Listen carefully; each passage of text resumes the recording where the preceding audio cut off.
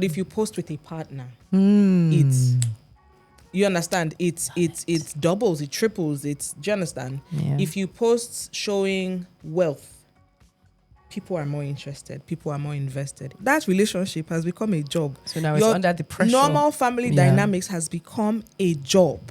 Present me with these gifts, slap the biggest bow on it so people can, God, when? God, am I a spoon? God, and the next thing you're not, like, you become a performer as opposed to just living your life.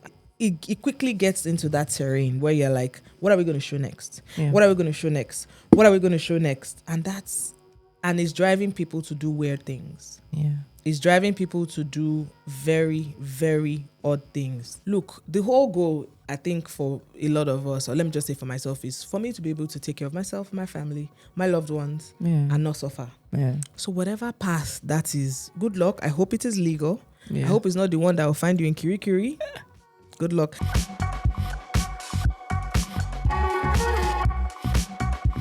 Hey guys, how you doing? It's your girl Folu Storms here. Welcome back to the StormCast. Now with me today, I have a veteran broadcaster. Because I have to say, veteran broadcaster, actor. She's transitioned into a marketing executive. She is an executive producer in film and television. Gbemi is somebody who is a heavy hitter in the Nigerian entertainment industry. Wow. And I think this is the first time that I'm officially interviewing you. Hi. Ever. Which is so weird. Yeah, ever. Yeah. We've never actually sat on a mic together. And actually just talked. Yeah. And it's so fast. Can I just say you look gorgeous You too. Like, listen, babies glow up. The last few years, I've been watching you, I've been observing it. I'm like, is this a glow up?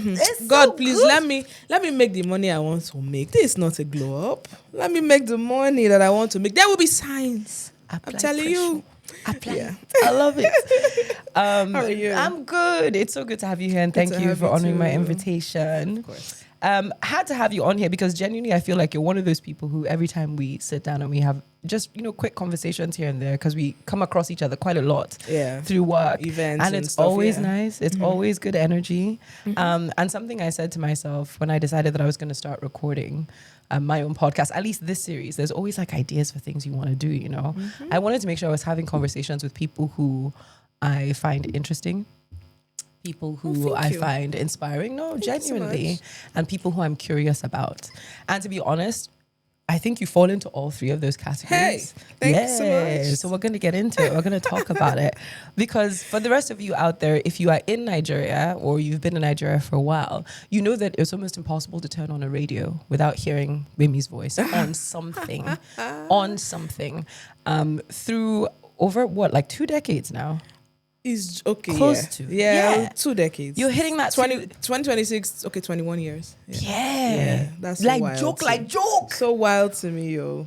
But 2 decades of work, of seeing brands, both human and business brands, grow and develop. We've seen the, dare I say, rise and fall.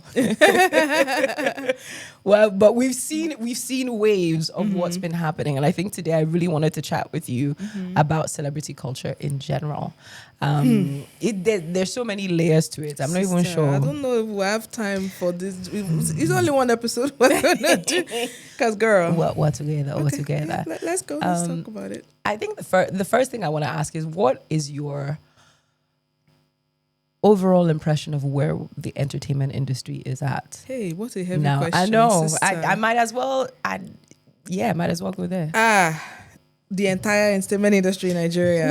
Whichever. There's a lot happening, and I think it's in layers. And in some cases, I fear that we're not moving as quickly as we should. The first wave was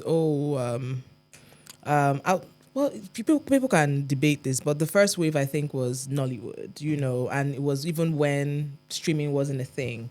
And we heard that, oh my God, it's the second biggest or the second largest film, or it was always a debate. Prolific. Is it Hollywood? Yes. Is it Bollywood? Is it Nollywood? And then Nigerian stars would travel to different parts of Africa and they'd be mobbed because these people had watched home videos and things like that. And then it started becoming a thing. Oh my God. And then the streamers came and, all that. Then the second wave was music. Oh my God, you have your Burners, you have your Wizkids, you have all these people signing international deals, and it was no longer a big deal to go shopping, let's say randomly in whatever city you are in the US or the UK, and they're playing a Nigerian song. At first, I used to jump and dance, and all of a sudden it became normal. And then now, fashion has entered the equation. In the past, say past few years, now Nigerian designers are catering not only to Nigerians but non-Nigerians, people who don't know them. They're basically ordering online, and the next thing you know, they're wearing whatever designer you can think of. So we're moving, but I feel like there's some issues where we're not meeting up in some areas, and it's such a broad topic. I don't even know where to start or where to begin. Okay, let's go into the infrastructure of it, the ability to harness, because what you're sharing is a sentiment I have, which is, and to be honest with you, this was what galvanized my entry into media space, because growing up across countries, like for school back and forth, you go places and they're like, oh you're Nigerian. That's so you're not like the other. How many do you know? How many? What are you talking about? And I was like, okay, you clearly don't, you don't know about us, but we know about us. And I'd always thought that, okay, Nigerian culture would become mainstream. And then we've witnessed this thing happen. But how are we, infrastructurally, how are we harnessing the benefit of exporting our culture? Are we able to monetize that? Now, we'll start with music, because that's one of the more recent and has been noisy for a while. Our superstars are global superstars. Our Nigerian, so they say we should not even call them Nigerian stars. They are global stars. I don't know. Okay. Of Nigerian heritage. How do we? But here's the thing. Okay, so just like these, the handful of these music stars have become, have done great things, partnered with the greats. We're hearing something billion streams for one song. They're playing at stadiums, and it's not everybody. That's one. It's just a few. It's a handful. Another literally. thing also is, as this is happening, we also have our colleagues stepping into roles as executives in the music space, basically your Sonys and all these record labels and all of that. And I'm hearing from them that there's a problem. So they've signed some of these people to these massive deals. They've put in a lot of money into these people, but they're not recouping. Even if they're recouping, then it's not as fast as they hoped. They're not making the money back. And this is a problem, because if they've picked a handful of them and invested millions of dollars into these people, and they're not making their money back, Afrobeats to the world, you will go back to your Afrobeat. You will go back to Nigeria, because they're not going to do it for the next set of people. It's not, in some cases, it's not, they're not making their money back, and it's a problem. So if they're not making their money back, some of them are going to pull back investments. So that's a problem. That's an interesting conversation, because when we talk about the internationals that have funded some of our stars, and what is recoupable and what is not, I think it starts with how much money are artists collecting up front, and how is that being governed? Because, okay, no problem. Let's say we want to give you 100 M or whatever it is, right? Hey, there is no accountability. The problem, okay, let me give you another example. And this is, again, we're not going deep. Yes. And this is why a lot of them are doing more shows outside the country because even those that came back to Nigeria to do that one Dirty December show, people were complaining where the cheapest tickets were hundreds of thousands of naira. So what are we doing? So people are complaining, oh, now they're leaving. There's so many complaints. Record label is complaining, we need to make our money back and some profits. The audience is complaining, your ticket prices are too expensive. The audience at home is too expensive. How are we going to, your fans at home cannot afford you anymore. Yes. There's so much happening. Yeah. And, well, I don't know what to do. I don't have the answers. Yeah. God help us. Because that's just music. Then Yeah. there's so many. Yeah. I feel like every sector has its issues. Yes. Yeah. Because if we now go into film and we go into streaming coming, streaming going, what are the distribution platforms? You're a co-founder at TNC Africa as well. So your company produces films. You're an EP. You have a short film. We have a couple of short films, and we were one of the last few projects to be, what's it called? To be involved with one of the big streamers before they packed up and they were like, peace. Even though they say they've not gone, they've kind of gone. Do you understand? It's a problem because and their issue was they were also not making their money back. From this market. Exactly. A lot of people, I was reading a report 2 days ago, and literally 80% of the country can be classified as poor. So you are competing with food. So the person will pay for food for their family before thinking about any subscription. Yes. Before thinking about anything you are trying to make them pay for. Do you understand? Yes. So that's why, and then there's piracy. A show is released today or a movie is released today, and on Telegram it's already being circulated. And it is the culture of a people who believe that a lot of things should be free online that do not actively want to pay for that. Because the other question is, are we saying there's no money in the country? There's money in the hands of a few. Basically, in the hands of a few. Yeah, we have a wealth distribution. Your so-called issue. upper middle class, I don't think they're according to an economist, she was saying that they're not more than 2 million of those people. So even that, and even that, their spending power has also dwindled in the last couple of years. So there's a problem. Because I know how I'm approaching so many things now, and we talk about most of the country being poor. When I travel, I say it. I'm like, oh, it's like I'm globally poor. That's crazy.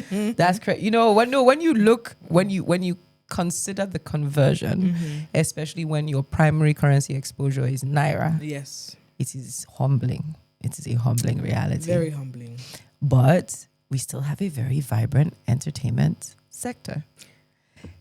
There is, as well as the musicians, we have our actors, we have our influencers, and influencer culture has been what in the last 7 to 10 years. And I find that completely fascinating. Oh, it is. It is fascinating to watch. Sister, don't worry. We'll talk about it because there's so much happening. There's so much going on. At the same time, there's also a lot of smoke and mirrors. So, our brands, because when we talk about influencers, right? Influencers are basically that connection between the brand and the general public and the general marketplace for whom they say, okay, because in Nigeria, people are heavily influenced by persons on television, on screen, whatever it is. It used to be that a celebrity or a person who was celebrated was someone with a very specific skill set. You tended to be a musician. You tend to be a performer of some kind, which is what warranted you being. There's talent. And typically to even get to the point where you're being celebrated for your talent, you've spent years honing that talent into a skill, into a craft. And the time that you spend developing anything matures you as a person because there's a lot of failure involved in that process. So up to a certain extent, by the time you got to the public front, you had small sense. That's the way I'm going to put it. Yeah. And you can come and fight me. And I say this for a reason, right? Because now, because of certain types of brands, telcos, whatever it is, because I feel like the telcos started this years ago, specifically creating, and then you have television shows that also gamify certain things, and that creates celebrities, whether or not you have a specific talent. Okay. Right? I say television because more people watch online as opposed to traditional television now? Because social media, Okay. because even our broadcast channels have modified to put a lot of things. So a lot of what we're consuming from traditional broadcast houses or media houses is actually through social media. Yeah. I don't watch a lot of shows on TV, You but watch I online, do. It yeah. is online, but it is coming from the traditional broadcast media. So you have a lot of people very young. I still, Mildalu. I feel like if you're in your time, these teenagers, 20-year-olds, young people who are very happy to sign pieces of paper to expose themselves in a certain way because exposure equals money to a lot of people. You don't have a lot of experience of what that really entails or what that really means for you, your privacy, but it does give you a huge platform. I'm waiting for you to land. I'm even trying to land it myself. I guess the question I sort of have around all of this is, what are the pitfalls of that kind of setup? Pressure. I think pressure to continue to be in the public eye, and basically there comes a time when there is no line crossed, in that, I showed you my day-to-day and people loved it, yay. Or I have a boo now, yay. He proposed, yay. We're married, yay. Do you understand? And these are our children, yay. And then where does the line, how do I, and it's not just in Nigeria, by the way, there's pressure now to entertain this audience, if you post, and it's well documented, if you post yourself most times as a normal person, whatever it is, you get your normal, depending on how many likes or interactions you normally get on a normal post. Everybody has, their own. But if you post with a partner, it's, you understand, it doubles, it triples, do you understand? Yeah. If you post showing wealth, people are more interested, people are more invested.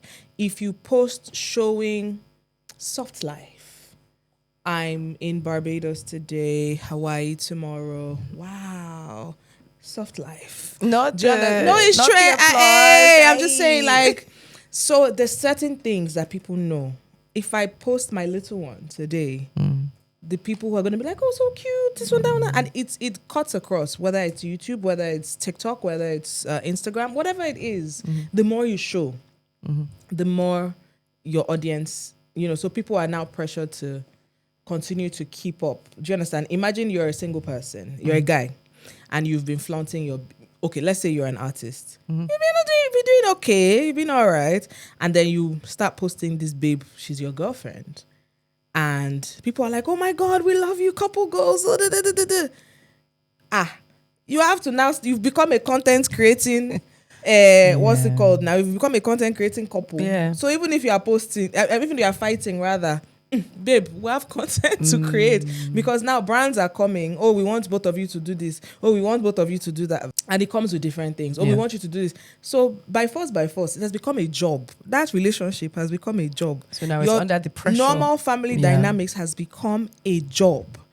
So you can't even exist. You're now thinking of, what's going to fly? What's going to make them, oh my God, you know what? You have to present me with these gifts. Yeah. Present me with these gifts, slap the biggest bow on it so people can, God, when? God, am I a spoon? God, and the next thing you're not, you become a performer as opposed to just living your life. And that's a problem. Yeah. And again, I'm not saying people who are doing it, but it quickly gets into that terrain where you're like, what are we going to show next? Yeah. What are we going to show next? What are we going to show next? And it's driving people to do weird things. Yeah. It's driving people to do very, very odd things. We've seen situations where celebrities have broken up with their partners, marriages, and they come out and say, that car, that house, that thing that I said he bought for me is a lie. I paid for it. Oof. I just, we've seen it multiple times. Yeah. So this is why I feel like if you're getting into this business, you have to have a strong sense of self. So you know who you are. So you're not easily pushed into this life where you are performing. Yeah. I joke about it all the time, how it's your partner's birthday, whether you're married or dating or whatever. And this is my own personal thing. And I make fun of people who do this often in a lighthearted way. Please, you've written this whole book. My sun, my moon, my star, my shining, shaking icon. Tell them, roll over and tell them, why do you have to perform it for us? Yeah. Or you've probably, I'm pretty sure in some cases, they've written this sonnet or whatever it is you want to call, but you've not said, Pim, maybe you are even fighting that day. Do you understand? Yeah. I'm sure give you an example. You've been on radio. You've had shows with people on television. When people have even fought. People are not even in a good place. Yes. But the camera is on. What's up? How's everybody doing? And the mic goes off and you're like, idiots. In fact, with me, I had somebody that accused me in public. This is someone that I then worked with later on, and he was like, actually, you're so cool, blah, blah, blah. Back in the day, that when he used to hear me on radio, we sounded so excited, so bubbly. Then he'd meet me in person. I'd never remember his name. I always forget him. I was always so quiet. He was like, this nonsense. But I was like, yo, bro. He was upset. I was like, you were not the character that he saw on television. Yeah, you understand, or whatever, or basically, yeah. So there are problems. Yeah. There are problems. So this pressure, because it does. I am curious as to whether you've come across people who are just at the cusp of being made super famous, and whether you've seen them, or if there's anyone you've ever tried to be like, maybe be mindful. There's a gap. Mind the gap. And I ask this because I feel like I've come across one or two people. So explain. Who? Give me Okay. an example. I had one person once who had won a reality TV show, and didn't really live in the country, but was like, how do you make your media friends? What are you just stars and that, like, how do you do this? I want to know. I said, what I would suggest is, have some kind of anchor in Lagos, since you're going to be working in Lagos.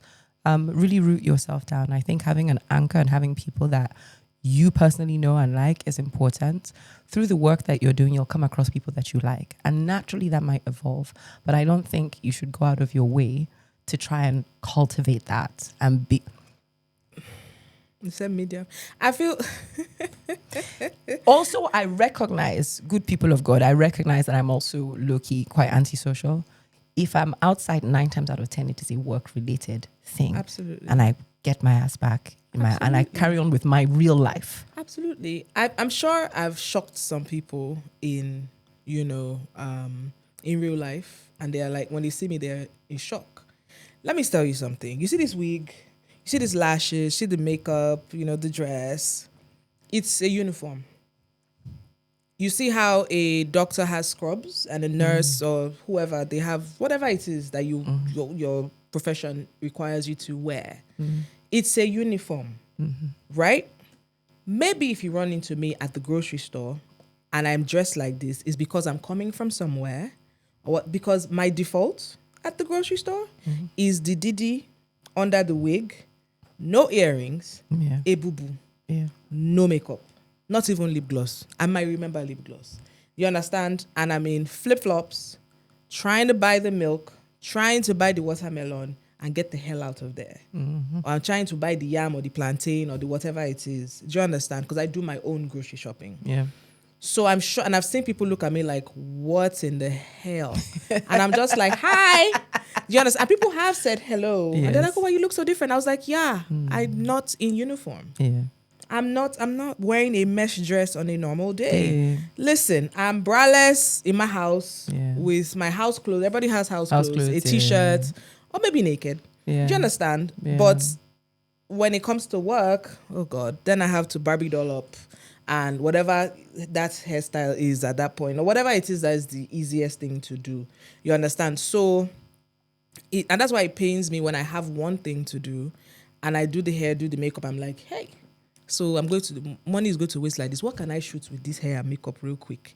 In fact, that is how you might have, seen one or two videos like where I start. So imagine, because I'm like, I'm not going to waste this makeup. I'm not going to waste this hair. I'm going to utilize it. It's expensive. Hello. It's an expensive. Do you understand? It's expensive. So I always try to explain to people. Somebody said, what happened? I ran out of ketchup and I had to buy ketchup. So I went to get ketchup at a grocery store nearby and I was waiting in the line. And the lady she looked at me and she does a double take. Oh my God, hi. I'm such a huge fan of the show. She's talking about off air.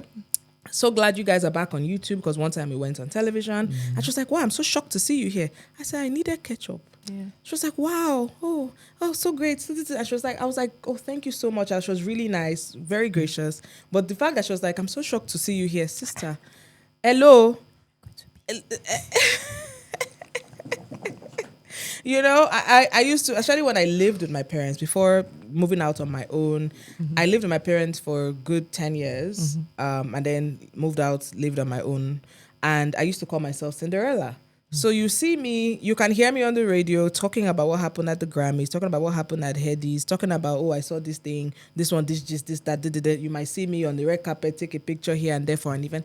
But when I get home, all that ends at the door. My mother is like, hello, turn semo for us, please. And for the longest time, we didn't have help. So we all used to kind of pitch in to do so I used to call myself Cinderella. Yeah. So on the outside, Gbemi, radio person, this one, that one, you've won the award, yay. Turn semo, dear. Yeah. Unclog do you understand? Because there's real life at the end of the day. Yes. And I'm the first girl, only girl, firstborn. So many responsibilities. On your back. On the way, hello dear, please buy bread, buy me buy pepper. Yeah. We need money fresh. Or something, I'm just saying, there's real life. My whole point is there's real life at the end of it. So I need you to really be, and this message is for the audience as well as the people in the, in the business, As a human, like I say, people will say, oh my God, I wore this thing, I can't wear it again. Beyonce, who has just been declared a billionaire, who has been working since the age of 10 or whatever, she repeats clothes. Who are you? Who are you? Like, you better wear your clothes again, especially if you paid for these clothes. It's wasteful. It's unrealistic. Yeah. And I don't care. And this is why I kind of fight certain things. Like, I'm going to, because it's easy to get sucked into this celebrity lifestyle. So I'm not going to be held captive by this life. I remember going on vacation. I traveled abroad. I went back to work and somebody at work said, hi, Gbemi, were you in town? I said, no, I traveled. You didn't post anything. I don't owe you a post. I wanted to go and just relax, see my loved ones, see my friends. I don't owe you setting up a tripod and looking cute for you. Don't come with me. Come with me to go to Starbucks. No. Go already with me, groom. I'm going to control that to a certain extent. Let me, because that is work.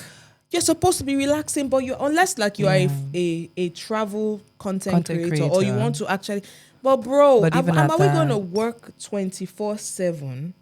Is that what's going to happen? This thing you have said is so important. The creating boundaries and the creating boundaries for people in the business. Because what I also find is a lot of people in our business before, maybe not necessarily even before they really hit fame properly, or a lot of people enter the business not thinking of it as a business, thinking of it as work.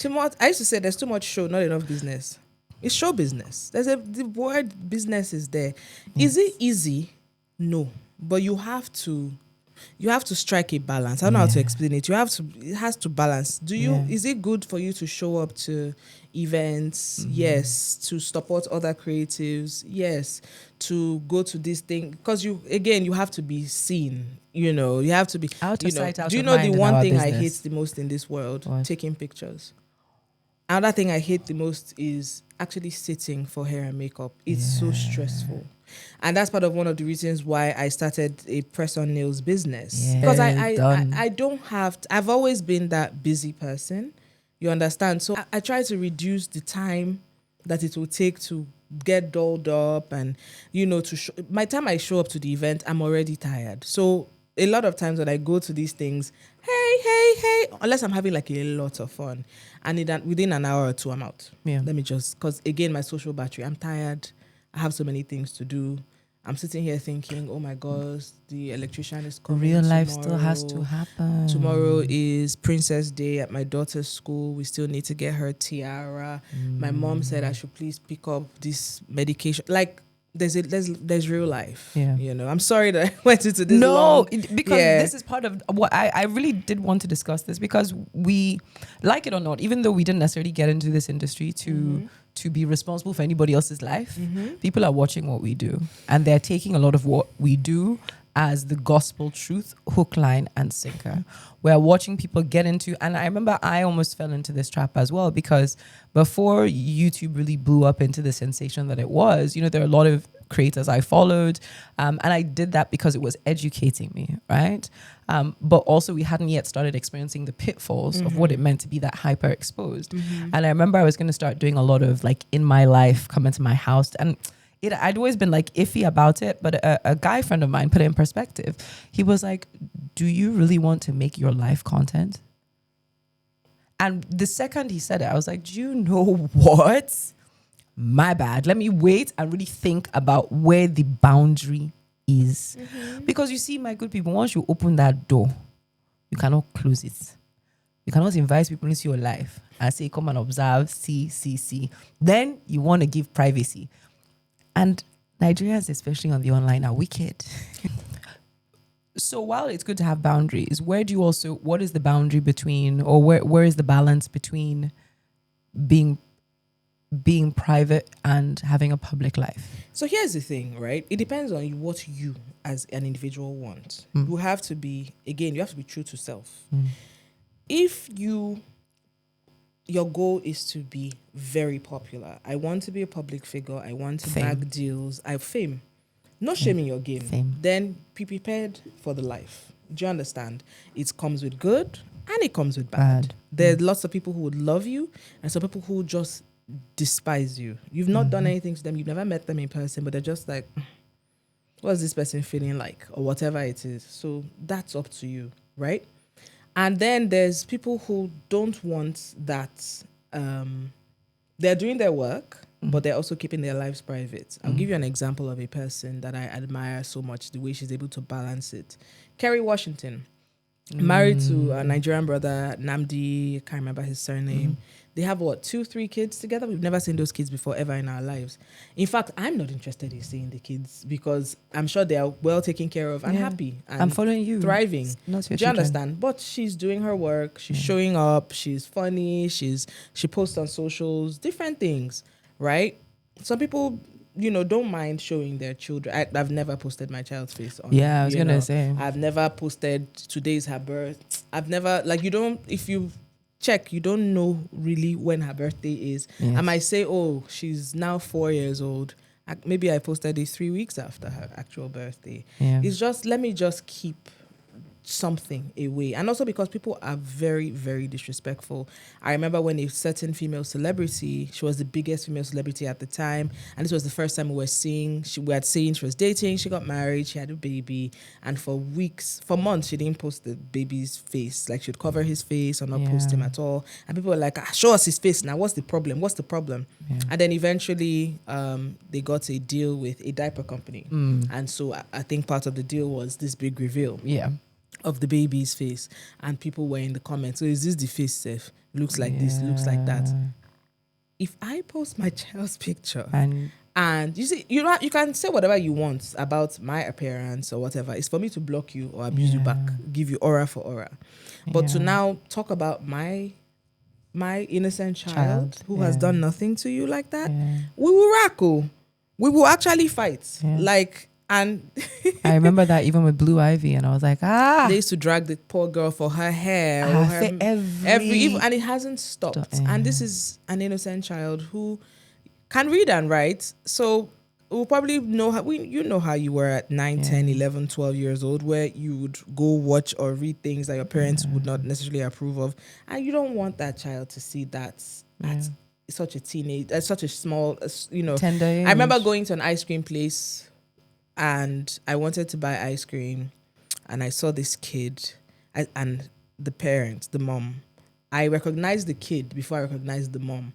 And that threw me off. I was just like, I don't want that sort of whatever. I don't want that sort of level of, what's the word I'm looking for now? Public exposure for my child. They can decide when they get older. Yes. I want to post my own picture, do my thing or whatever. But and also living in a country like Nigeria where... Well, look, I think that it's God that is keeping us security-wise and stuff. So, like, why post all these things where you can easily trace my child or or things like that? Even relationship-wise, I feel like people cannot ruin what they don't know too much about. Yeah. Do you understand? So and your relationship is going to face its own pressures. It's going to face its own issues. Why are you adding things to it? Look, don't just leave us alone. I think somebody asked me one time, are you still married? I said, yes. Yeah. Yes, I am. Oh, okay, because you don't post. Yeah, we don't. Yeah. Leave us alone. Yeah. Mind your business. Because I was going to say, you're someone who, and I literally isn't even in my notes, you're someone who I really respect the way that you are a public figure with a very private life. Very, very private too. I mean, would I have entered like hundreds of thousands or probably millions of followers if I had exposed? Yes. But it shows that, look, I don't care. I'm not going to post. I'm not going to mortgage my life for followers. Some people are like, hey, but you get money, you get deals, you get this, you get that. I can get it also without all those things. The difference is time. If you know what I have been through behind the scenes, whether it's health or whether it's business or even like positive stuff, that I don't feel like I need to post. Yeah.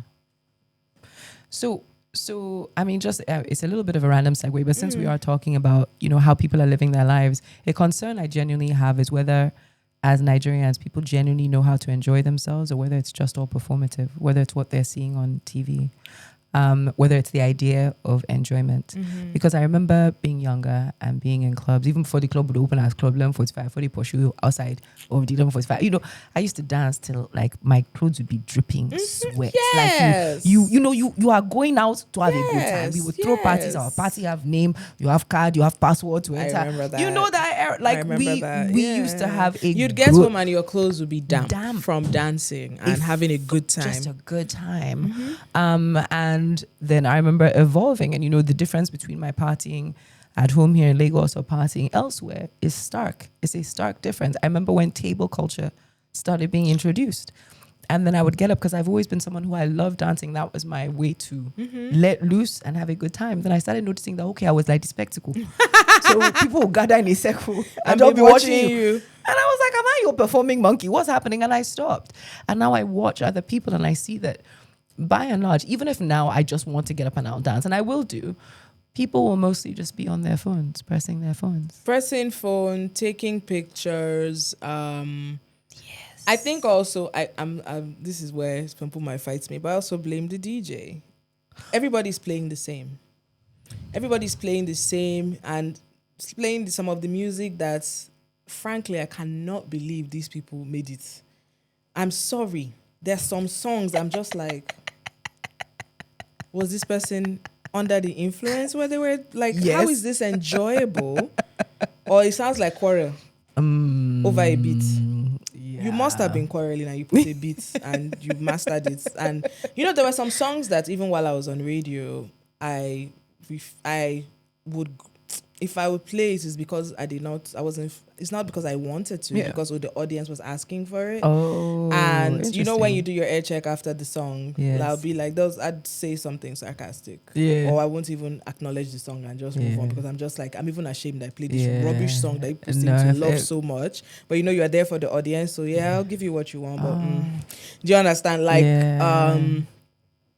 it was a song that somebody put out one time, and I had to do an air check because there was something timed. For those who air check is when the presenter speaks after a song or whatever, and I had to say something. I think I had to do a hype where I talk about a brand or something, and so you would say, oh, the station name, the time, your name, the name of the show, what they just heard, and I said, I would like to believe this person was trolling us with this song, but yes, I said it because I didn't like the song, and I was like, no, because it sounds like it's a joke. Do you understand? The person wasn't a mainstream artist. The person just happened to do a song, Okay. and it was not a good song. Okay. And I did not like the song. I wouldn't play. I wouldn't play the song. No, it was already there. It was too late. Okay, yeah. The software was already there. The I was way like, it's already set. Okay, let it play. Oof. Well, so yeah, this is the so and so FM. Time is 12:24. Yeah. I would like to believe this person was joking when they made the song, but I digress. But you put him to like it. That's cool. Anywho, this one, and it's not hate towards the person. No. The person had done better songs. Yeah. But this song was actually absolutely ridiculous, in my opinion. I was like, okay, whatever. And, or there were some cases where management would mandate you to play it because the person knew that the song was so bad, you had to go to management to force us to play it. Ooh. Girl, I'm lucky. I never had anybody over my show. I'm like, no. Oh, no, we had that. We had that. So they go straight to the owner and be like, oh, please mandate them to play. Or sometimes they'd pay. Like how you pay for a commercial. Ad spots, yeah. So they paid for ad spots. So sometimes we had to play the song by force. Ew. And you're just here like, ew, rolling your eyes behind the mic like, ew. God, Yeah. beg. That's the part of radio life that people don't talk about. And because I was not collecting anybody's money, Yeah. I don't owe you great reviews. If I don't like the song, I don't like the song. I'm not going to now keep quiet because I've collected your money. Yeah. Or do you understand? Yeah. So 100%. I was very much like that. I remember the first station I ever worked at, and there was an artist who wasn't yet big but was coming up. But I was really like a JJC, so I was just like, I need to get this person's number. Who has this? But I'd call, I'd introduce myself. Hi, my name is Folu Storms. I work at this radio station. I would love to get your music. I'd love to interview you. So everyone was like, well, they were. I didn't realize why people were so shocked that I was doing that. Obviously, my eye cleared and I began to understand what was going on. And they couldn't believe that you were I was just asking them. No, I used to ask for Yes. music, especially if I've heard the song somewhere and I think it's fire and it should be on radio. Yeah, I'll just send a message through like, oh, please send the music. But then what I noticed started happening was after I did that once or twice, certain artists would start sending gifts or try to get. So I had to call a couple of people. I was like, don't do that again. Like, no, I like you. I like your music. If you do this, you're going to compromise a lot. I'm not interested. And after I thought everyone understood that, there was even another time later on, like just personal, you meet your guys outside, fine, oh, great, heard this thing, oh, I have new music, here's like a bunch of CDs, I collected the CDs. They tucked money somewhere in this, I had to call. I was like, yo. Please, I beg. Stop. Like, you don't need, this is not necessary. I think that people automatically assume that those of us that, did radio, especially, all used to do the whole payola thing. Yeah.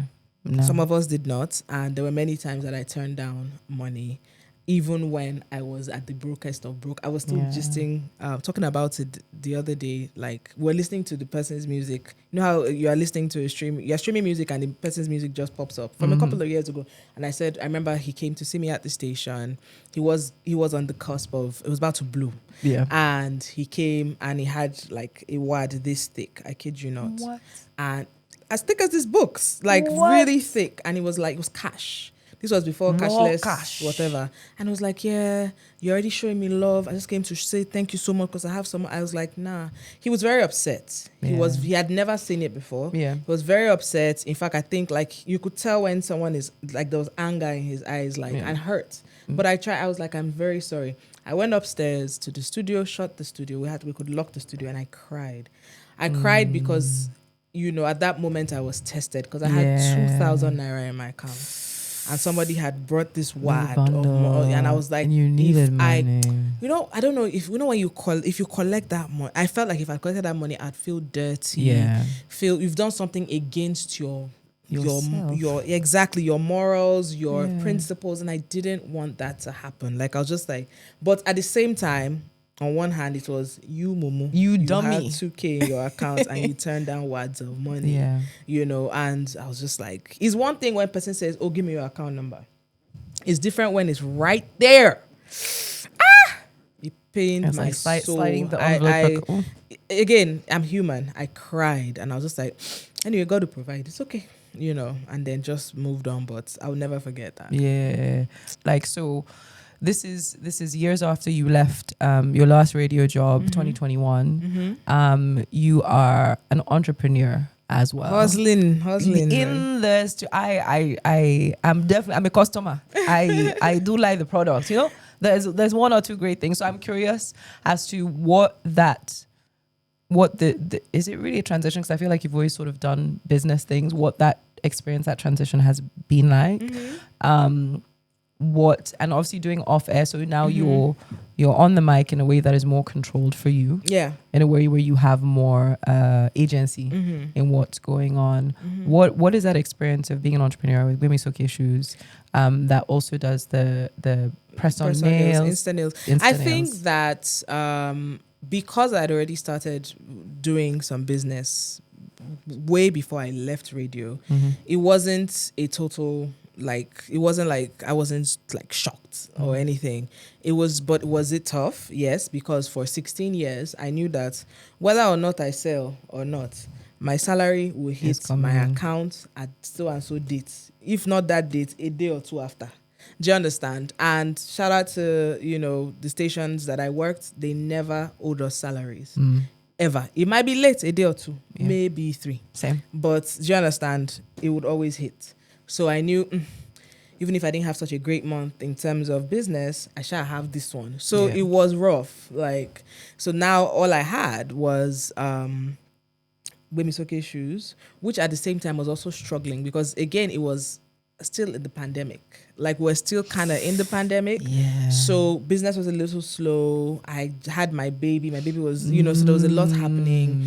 And I was like, okay, it's not like I had this massive plan of what I wanted to do. Also, off air had already started. Yes. Anyway, we're already a few years in, so we're still doing that. At the same time, we were still struggling because it took years before sponsors came on. Yeah. We had shots. I will never stop saying this. We had shots pretty much close to 100 episodes out of pockets. Oof.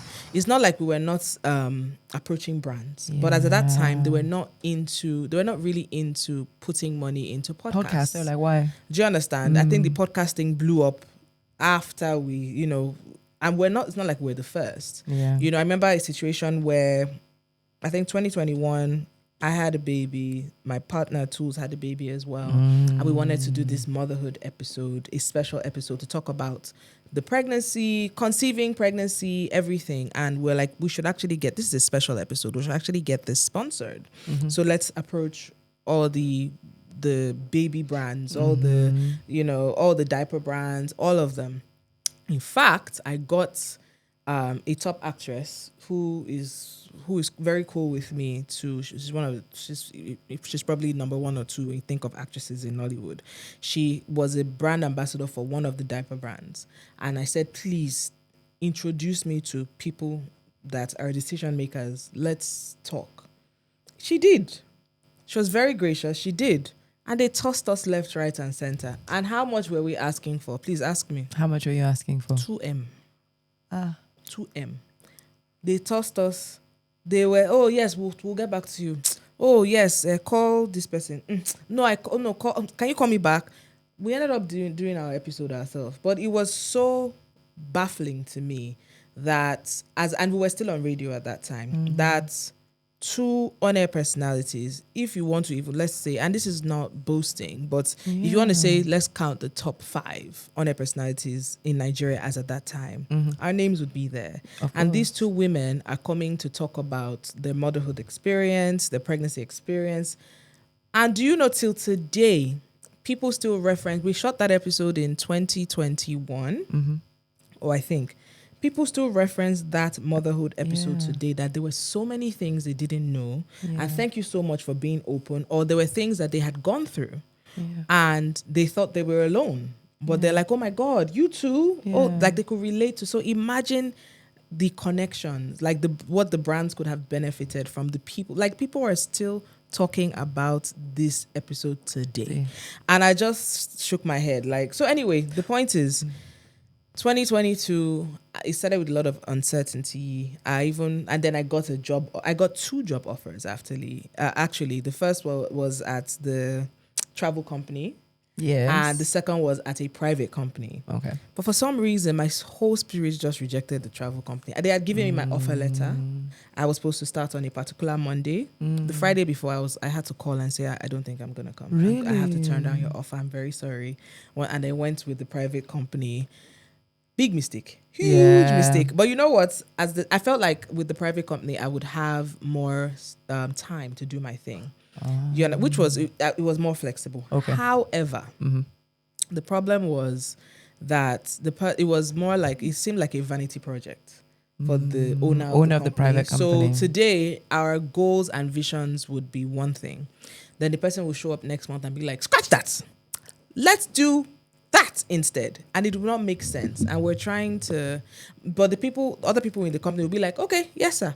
I'm like, but that's not what you said the last time. And I don't know if this direction, I know it's your company. So eventually I was just like, you know what? So that we should not fight. I think after about 6 months, I was like, yeah, this isn't for me. And just, quit that. And then TNC happened and we shot various projects. And 2023, already got, and then we got picked up by Netflix. And, the rest is history. But it has been rough. There have been cases where you'd have a really great month and everything is going well. And then there have been cases where it's not so great. Yeah. But we move now. At least we move. There's rice at home. You understand? So if it means cutting down on certain expenses and, you have to just be smart and figure out what you're going to do. I've always been the sort of person to strategize and build things quickly and pioneer things quickly and approach brands for things quickly and look, somehow, some way it'll work out. At some point while I was doing radio, I became I was the person who started to curate events for certain alcohol brands. American Honey, Sky Vodka, all those brands. I'd never done it before. I learned on the job. So I've always been one of those people that, okay, it's looking rocky. I might have one crash out here and there. Let me cry first. Give me an hour. Let me cry. Let me, send long voice notes to my friends. They'll comfort me. Babe, don't worry. It'll be okay. Do you need a loan? What do you need? This one. Okay. Let me figure myself out. Let me think. I'll figure it out. One way or the other. Thank God, I'll figure it out one way or the other. It might take some time, but I'll figure it out. I feel like in this business, you need to do that as well. Because if you decide to put all your eggs in one basket and be looking for brands up and down, they can disappoint you.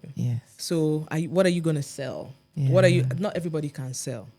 Are you going to sell a course? What are you good at? Are you going to sell a product? Are you going to, whatever it is you need to do? I didn't get into emceeing weddings years ago because I loved it. I got into emceeing weddings because I needed money. You understand? What you need it's that my time? Least favorite thing to MC. I don't love it. I turn them down. I can't. Families are stressful. Oh, listen, I've been through. I've been through, and weddings, especially that time, were very, very emotional and charged because people have spent money. They are annoyed. They are irritated. They're on edge. Listen, everybody's on edge. Things are running late. Listen, you can go and pronounce Eze as easy. Whoa. Who is this MC? Just It's a whole. Oh my gosh, Gbemi, there's so many follow-up questions I have. Sister, feel free. Let me try and arrange this. So I will come to challenges. And I'm so curious as to how you navigate when things are like heavy. And I know that there's loss, there's finance, absolutely. there's rest in peace Tosin. Yes. That was a shock. Since I've already started asking the question, let me just go in that direction. I'll come back to money again. But so I know for me, I always say that I'm very much like a man in certain ways. Something that's going to affect my mood is money. You are going to know. Are you the firstborn? No, but I was the first daughter and only daughter for a while. Okay. So like I did feel am. You can't. I don't know a first daughter who is a princess and a princess in that everything gets done for her. There are people like that. But they're rare. You understand? So money. Oh yeah. I'm very, very if I don't have money, I'm not in a great mood. I'm not in the mood to do anything, go anywhere, but I have to dig deep and look for how I'm going to do it. And for some people, it might entail certain lifestyles. I wish I didn't have home training, Gbemi. Let me just say this thing. Home training is holding me back. Sorry, continue. Let me not shout. And I have had many opportunities to go that route. There's so many opportunities. And I feel like when I talk about it, sometimes people are like, so, and should we give you a medal? Maybe, yeah. You understand? Maybe, because the pressure is worse. Okay, especially for, I remember when I first of all even changed, because I was supposed to be a lawyer. But I changed my course from day one because I slept through all my big intro to law classes in uni. I was in America. It was cold. Yeah. And all the classes were so boring. Day one, day two, I was like, this is not going to work. So let me go figure out what I'd always wanted to do, to read. If they said, Gbemi, I was 16 at the time. What is your dream job? Yes. 16. To sit and read the 10 o'clock news at night. Because I just thought they were so cool. Yeah. They were so poised. They were they were beautiful. The women were beautiful. They were poised. They were dressed up. Yeah. And they would sit there and just read the news. And I thought, naive me, teenage me, thought that was the job. Yeah. Dress up. How hard could it be? Read the news for an hour and go home. Peace. Yeah. I just thought that was it. Yeah. And then I started to learn. I was like, he's not it too. Even abroad, he's not it. There's a lot. And I started to learn. And so when I changed to media and communication, my dad was outraged. He was like, who goes abroad to study mass comm? I would never forget that line. Because if you want to go mass comm, go to Unilag. Yeah. Stay within the country. I don't waste money. What are you doing? We're changing naira to dollars for you to go to school and you want to do mass comm? Are you out of your mind? This was 2002 again, 2001, 2002 times. So I was like, don't worry, I'll make you proud. My grandmother called, no, don't do it. This one, that one. They always end up having babies for politicians, so don't do it. Or musicians. I mean, she wasn't. I mean, not everybody, but that was what was happening. Yeah. And come to find out, that's what was happening. Yeah. I served at NTA and met a lot of older, people who had told that route. And I'm not judging anybody, but I was just like, okay, I understand what these people are saying. Because of the job that we have. You can walk in today. It's vastly different from somebody who has a 9 to 5, like an accountant, for example. You and I can walk into when we're on radio or television, you can walk into the radio now and they say you're interviewing the minister in 10 minutes. Yeah. And you're gonna do it. And the minister of whatever, or the Kiniko of whatever, or you are interviewing the biggest artist in Nigeria right now, and the mics go off and it's just you guys and it's like, so what's up? Yeah. What are you doing tonight? Yeah. Are you gonna go see this musician?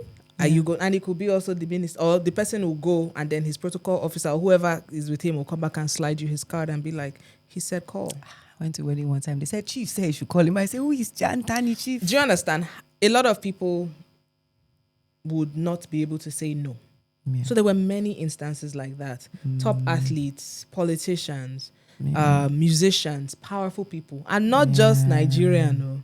Because also believe that plenty foreign artists used to come back in the day and pop in and he's like, whenever you're in America, give me a call. And he's serious. Yeah. Do you understand? Or it could be anything. Or it doesn't even have to go as far back as America.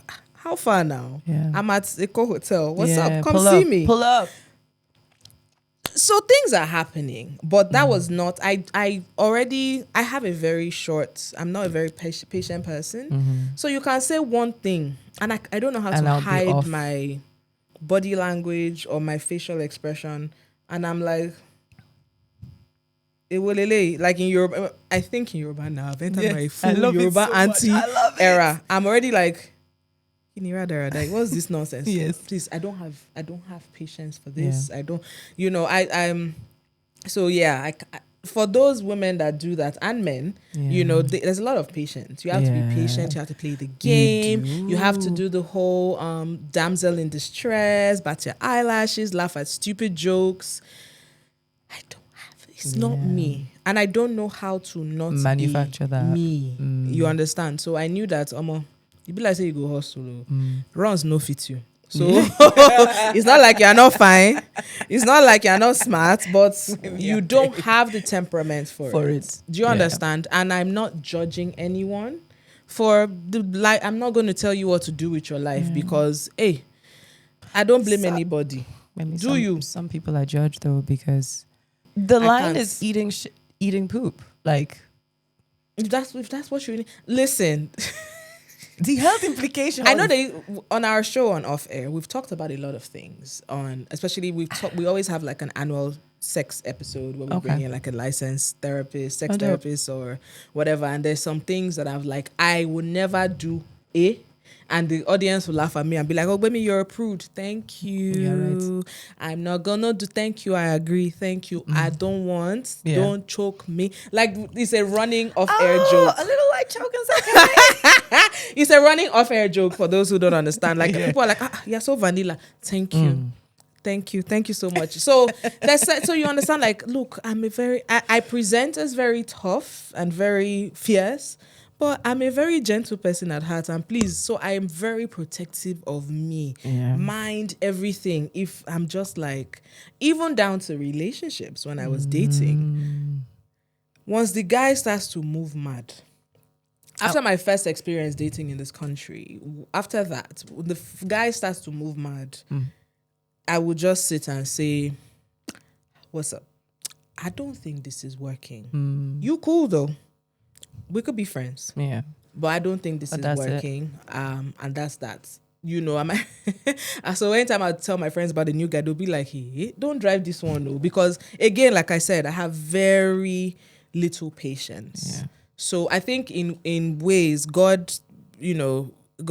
teaches me patience in certain ways, especially with my child. You have to have patience with a child. Yeah. What are you going to do? It's your child. Going to do? It's not a stranger. Like, you can't walk out. You can't. Do you understand? So there's times, and then again, I'm not a hugger. I didn't grow up in a very huggy, love. We love each other, but we're not like telling each other, I love you. That's not a touchy-feely. Yeah. So my friends used to joke about that. And then God gave me a huggy child.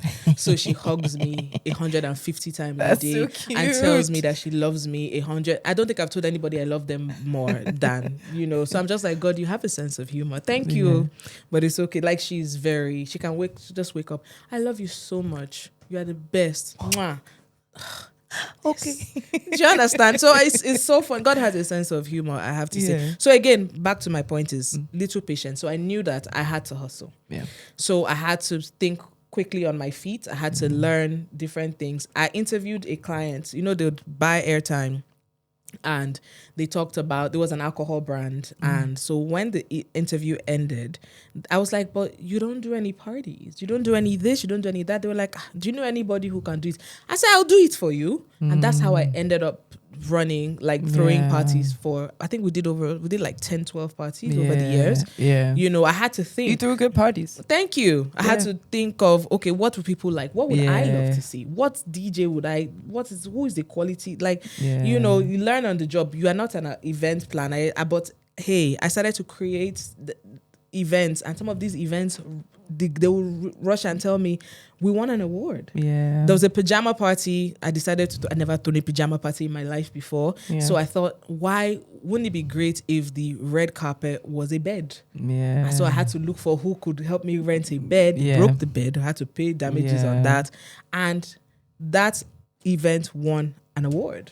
That's because dope. They'd never seen it before. Yeah. People showing up in their pajamas, posing on a bed. Yeah. There were so many different things. But I knew that, okay, and so I think that as a human being, you have to think of your strengths. What do I do well? Yeah. What don't I do well? I know that one of my weak points is I don't have patience.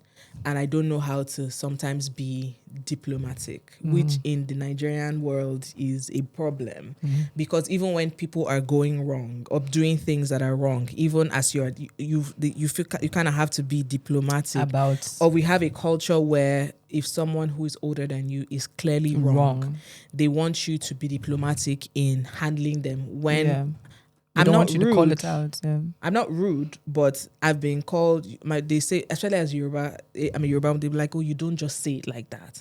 You have to say it a different way." And I'm just like, "Why?" I'm not insulting the person, but at the same time, I'm gonna be like, "I don't like what you did." Yes. That kind of they're like, that's rude in the Nigerian context or in Yoruba. So you, as a human being, as an adult, you have to be straight with yourself. These are my strengths. I'm smart. I know how to talk to people. Yeah. I know how to convince people to spend some money. Yeah. So let me do that. I know how to. No, but if somebody had said, "Gbemi, you're going to sell," I would have said it's a lie. But when Sapa wanted to kill me, I was like, okay, here's what we're gonna do. I started started with fans. I used to sell rechargeable fans as far back as 2000 and 9, 10. Rechargeable fans. I just put it on Facebook, put it on my BlackBerry Messenger. I've forgotten what they call it now. Status. Yeah, people would come pick it up from the station. Yeah. You know, from there selling shoes, from there creating Gbemi Soke shoes to, and it's not going to be great all the time. You know, with Gbemi Soke shoes, I didn't have a lot of money. I went to different parts of the world and, I was not sent, but I had an opportunity to travel to Brazil for the World Cup in 2014. And I knew that they had factories there for shoes. So spent some time, doing some research. They were mad expensive. Then I was like, maybe I should go to, my friend is going to China. Let me go to China with her and see. I went to China and they were telling me, if you want to create shoes, though, your minimum is 2,000 pairs. Yeah, and that's only one style. One style. They said we can give you up to 3 colors, especially because I wanted to do up to size 45. You understand? So they were like, we don't even make that. We don't even make that even for Zara. So who are you? So eventually I found a factory that agreed to make me one style for 600. That was the lowest I could find, 600 pairs. And so I emptied my accounts, borrowed money from my dad, everything, sent to them. The shoes arrived, and I was like, what the heck? Who asked me? Who said? I'd never seen 600 pairs of shoes in one place before. Yeah. I didn't have the space. To keep, I didn't have the space. True. So I put some in my apartment. I put some in my parents' house. I put some in my colleague Chico's house. In his garage, somewhere outside. And then for months, I did nothing because I was like, I don't know what I was thinking. Who am I? And then 2 months after, I was like, babe, you have. So like I said, I've studied my patterns. I might run away. I might crash out. But I'll be like, okay. Let's come back. Let's figure it out one way or the other. And I think that you just have to learn how to do some hard things as an adult if you want to. Unless you grew up with money and you don't have to worry about money, or you don't want to depend on people or somebody as your source of income. What are you going to do? So yeah. I just know that it is what it is, man. Yeah. So sometimes I have some good times, sometimes not so great times. And then, like last year, I think for a month or 6 weeks actually, I was just like, you know what? Screw this. Yeah. Fired everybody. Yeah. And disabled the page. Like I'm so fed up. This is so stressful. Let me try and figure myself out if I want to even continue this business at all. Or what do we do? How do I figure this out? I had to think, So on one hand, you're seeing me creating all this content. That was, I feel like, almost functioning depression. Yeah. I partnered with 50 plus fashion brands last year. Yes. But that was, especially the first half of the year, that was the lowest of low for me. Like, so it was out of that depression. I was just like, I need to find something doing. I need to channel this energy somewhere else, because I cannot sit in my room in the dark and just be sad and moping. Yeah. And I'm tired of complaining to my close friends about it, complaining to my partner about it. Yeah. I'm tired of being sad. Yeah. So this is something I like. let me see this. I've always felt like I need to do this thing. Let me just shoot this thing and see how it goes. And in the first day of shoot, I think we went to 3 brands and I posted the content and the attention was amazing. And I was like, okay, maybe this is something. Go in that direction. Yeah. And that was that. Dude, like how do you man, it's a lot. That's a lot, because we do find ourselves in those cycles, and it's a very natural cycle of life. And I think it's also a bit, and it's hard not to compare, but you know that you're smart, you know that you are hardworking, you know that you don't give people stress or drama, but the deals, the brands are not coming. Or they're going to people who have done 1 or 2 scandalous things and now they're Instagram famous. And they're bagging all these deals. And you're like, I'm smart, too. Right, yeah. I'm hardworking, no. So I'm well spoken, no. How is this person? Like, it's depressing, but it's like, look, am I going to sit here and be a hater, quote unquote, or am I going to find a way out of this? You know? No, I love that. I guess this then therefore leads me back to the question I was going to ask. Which was around when you see, especially as someone who also has worked as a marketing executive, and you see brands and you have heard what the brand wants, and your real life experience has shown you that, okay, for example, we just spoke about the off-air thing, right?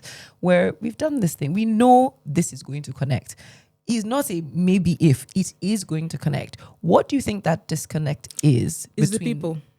Let me explain. So and to give you context, I was in charge of marketing for about 10 countries because a lot of people don't realize that company is that big, you know? So, so all the teams in those individual countries would report to me.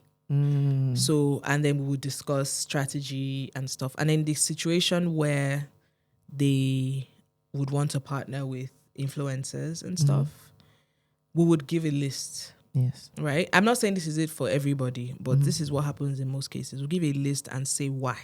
Yes. Give a list and say why. Give a list and say why.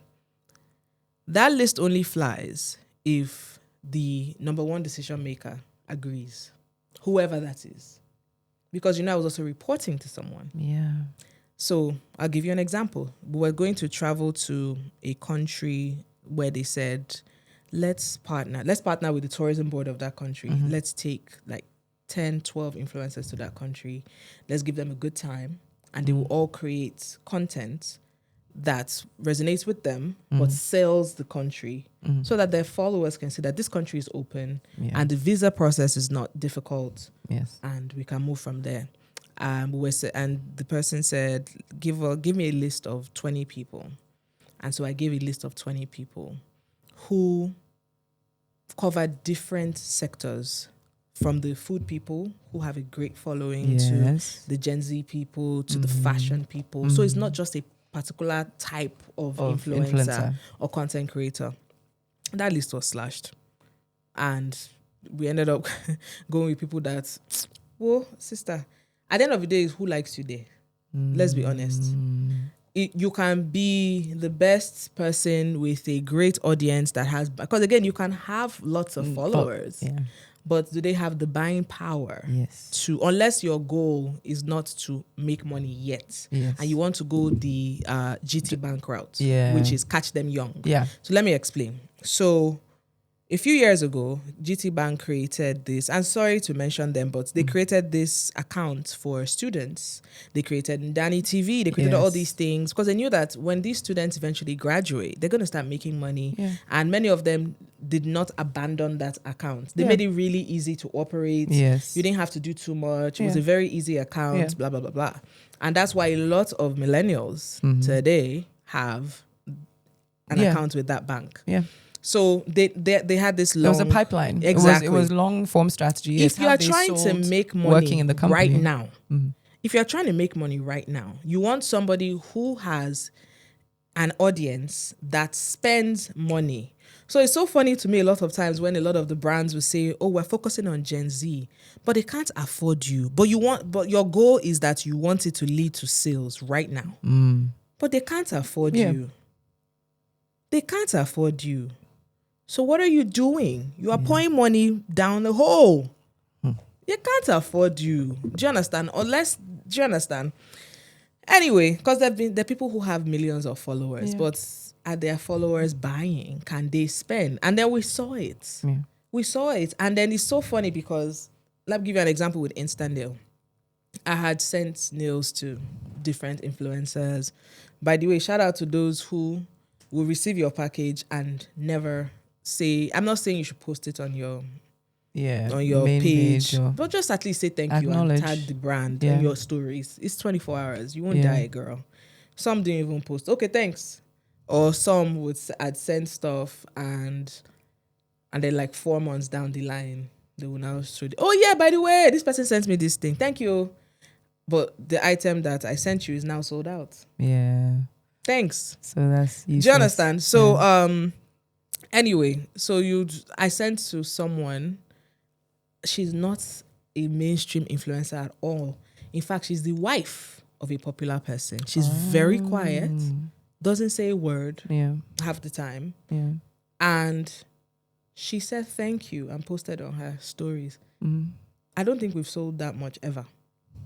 I had to tell her, thank you so much. God bless you. I prayed for her because do you know how many people bought because of her? Instant conversion. And I just chuckled but you run after this person with so and so million followers, but their followers can't afford it doesn't what you're convert. selling.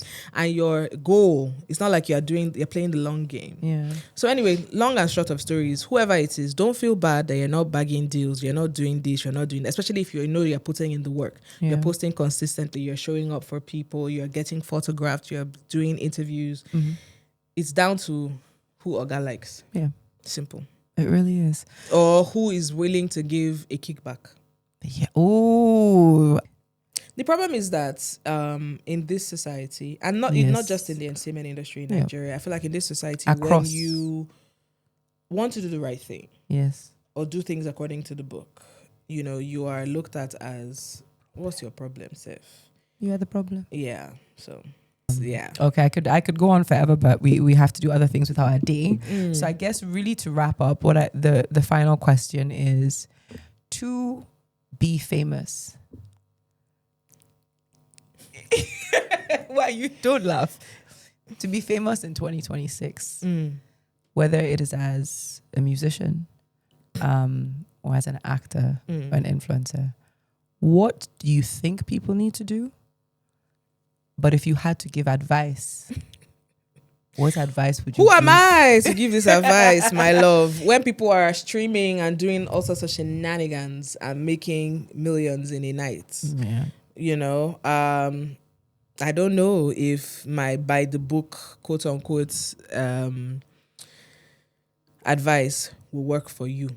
Yeah. I say, listen, try different things and see what sticks. Because I'm sorry, but what works for me might not work for you. The way I'm private, the way I don't reveal too much about my personal life and my relationship and my child might not work for somebody else. When all she did, or he or whatever, was post, I said yes, and their followership blew, and they realized, this is the quick pipeline to blow. This is why people use personal events like weddings to be famous. And do I side-eye them sometimes? Yes. But at the same time, people are like, so don't do it. Continue doing good. But and so I'm not going to judge anyone for whatever path that they decide to take. Not everybody's path is the same. So hey, do what works for you. I'm so sorry that I don't have,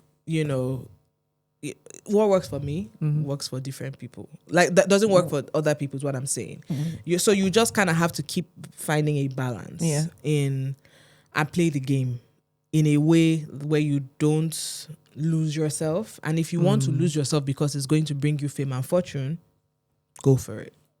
Would that advice change if you were advising your daughter?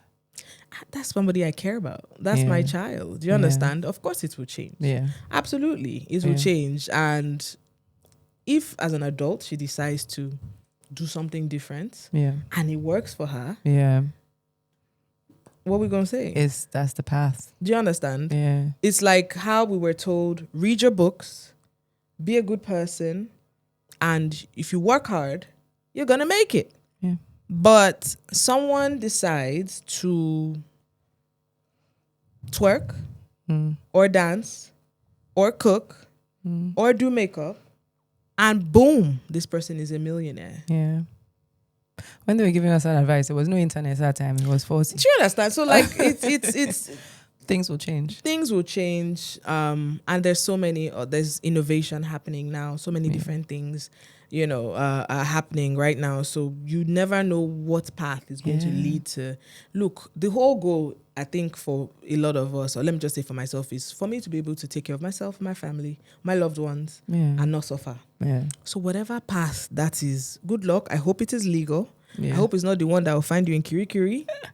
Good luck. I mean, because some people, they just, their own career path is to date a Yahoo boy. Some people have told that path and use the money acquired from that to then begin a legit business. So it's up to you. As you say this thing, I'm thinking it's not necessarily that I have home training. I've not been tested in the right way.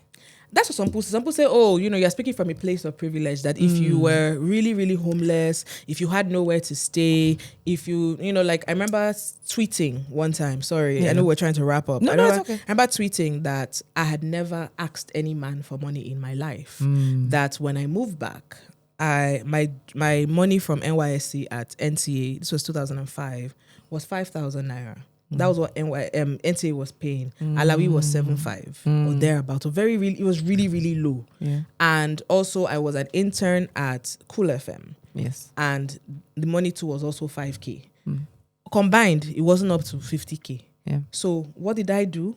After work, I would buy plenty DVDs. That time they used to sell those DVDs in traffic, and sit down and watch shows like they were selling these Oprah's, all her shows, Larry King's, all his shows, as well as Desperate Housewives and all those shows back in the day. And I would sit at home and watch TV.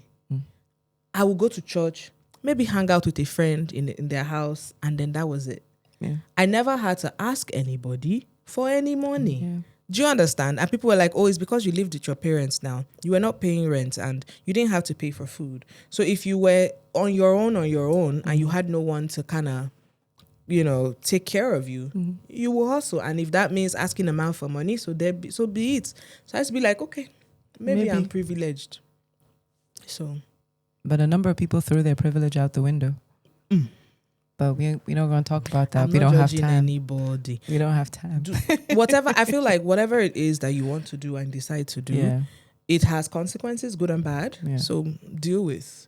Are there consequences to me being super private? Yes.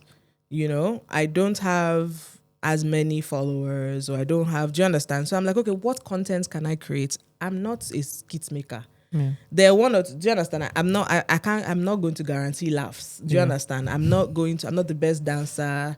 I'm not going to twerk for you. Yeah. But okay, do I enjoy fashion? Yes. Do I love shopping? Yes. Okay, how do I make this content? Yeah. Do you understand? Yeah. And so I'll say that last year was my best year content-wise, which also brought in income. Yeah. Or whatever. So look for what works for you. Yeah. Are you funny as hell? Yeah. Fantastic. Are you great with makeup? Are you can teach the girlies how to do makeup or hair, or I don't know. Find something that works for you, yo. If it's that fooling on streaming platforms works for you and brings you money. Yeah. Good job, boo. Good. Hey. You said. Mimi, thank you so much for your time. Thank you. Thank you for always being a candid speaker. Thank you. I really enjoyed this conversation. I did. I feel like it could extend, but there's limited time. My crew is eyeballing me. I feel sorry for the people that will edit, because good Lord, it's a long episode. I'm also in On that note, guys, we've recorded this episode of the StormCast at the Creative Economy Practice by CC Hub. If you want to find out how you can record in spaces like these, I'm going to drop a link in the comments below, so please go check check that out. Don't forget to go check out the other episodes of the StormCast. I promise you they are interesting conversations. I'm getting into it. I'm getting into it for us. I'm proud of you. Let's crowdsource how we can survive. Okay, how we can thrive. That's what we're doing. Big shout out to Akaso Productions for the production design. Big shout out to Rixel Productions Studios for making this podcast happen, and the equipment partner Canon. Thank you guys. Until next time. Bye-bye. Bye.